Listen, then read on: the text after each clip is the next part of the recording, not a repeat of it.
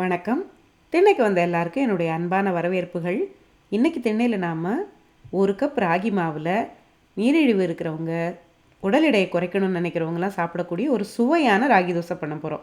பொதுவாக ராகி தோசையோட சுவை நிறைய பேருக்கு பிடிக்காது. இந்த செய்முறையில் நாம் தக்காளி சேர்த்து ராகி தோசை பண்ண போகிறோம்.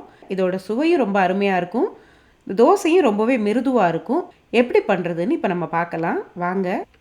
இப்போ நான் ஒரு சின்ன சைஸ் தக்காளியும் பாதி வெங்காயமும் நறுக்கி வச்சுருக்கேன். பெரிய வெங்காயத்துக்கு பதிலாக ஒரு 4 அல்லது 5 சின்ன வெங்காயம் சேர்த்திங்கன்னா ரொம்பவே சுவையாக இருக்கும். நறுக்கின தக்காளியை வெங்காயத்தையும் ஒரு மிக்சி ஜாரில் போட்டு நைஸாக அரைச்சி எடுத்துக்கோங்க. இப்போ தக்காளி வெங்காயத்தை அரைச்சி எடுத்தாச்சு. பார்த்தீங்கன்னா தெரியும், நல்லா நைஸாக இருக்குது. இப்போ நாம் மாவு தயார் பண்ணலாம். இப்போ நான் 1 கப் அளவுக்கு ராகி மாவு எடுத்திருக்கேன். இந்த ராகி மாவோட நான் 2 டேபிள் ஸ்பூன் அளவுக்கு அரிசி மாவு சேர்த்துக்கிறேன். கூடவே பசைத்தன்மைக்காக 3லேருந்து 4 டேபிள் ஸ்பூன் அளவுக்கு கோதுமை மாவு சேர்க்கணும். ராகி மாவில் பசைத்தன்மை இருக்காது. கோதுமை மாவு சேர்க்கும்போது தான் தோசை ஊற்றுறதுக்கு ஏற்ற மாதிரி சரியான பதத்துக்கு வரும். இப்போ நான் 3 டேபிள் ஸ்பூன் சேர்த்துருக்கேன். நீங்கள் மாவோட பதத்தை பார்த்துட்டு கூட 1 டேபிள் ஸ்பூன் கூட சேர்த்துக்கலாம். இப்போ நாம் அரைச்சி வச்சுருக்கிற தக்காளி வெங்காயத்தையும் கலந்தாச்சு. இப்போ நான் மிக்சியில் கொஞ்சம் தண்ணி ஊற்றி அதையும் சேர்த்துருக்கேன். கூடவே தேவையான அளவுக்கு உப்பு போட்டுட்டு தோசை மாவு பதத்துக்கு நாம் இந்த மாவை கரைச்சி எடுத்துக்கணும்.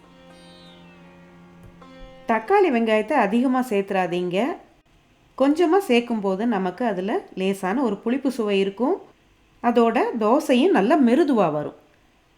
அதிகமாக சேர்த்திங்கன்னா ஒழுங்காக தோசை வராது, பிஞ்சு பிஞ்சு போயிடும். அதனால் குறைவான அளவு சேர்த்துக்கோங்க.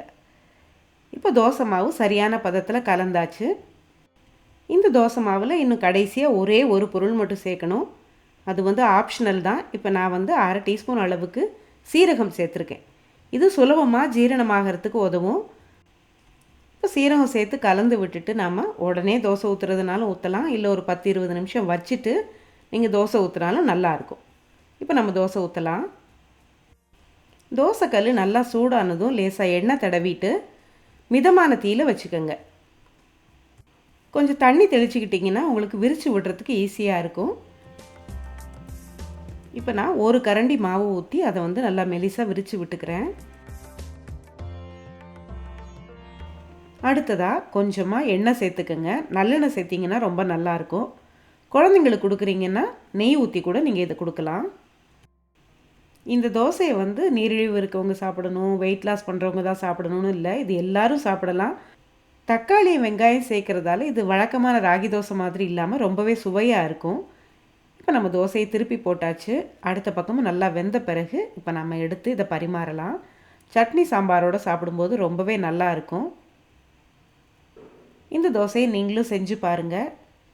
இந்த செய்முறை உங்களுக்கு பிடிச்சிருந்தா சேனலுக்கு புதுசாக வந்திருந்தீங்கன்னா மறக்காமல் சேனலை சப்ஸ்கிரைப் பண்ணிக்கோங்க. அடுத்த பதிவில் இன்னொரு நல்ல சமையல் குறிப்போடு சந்திப்போம். நன்றி.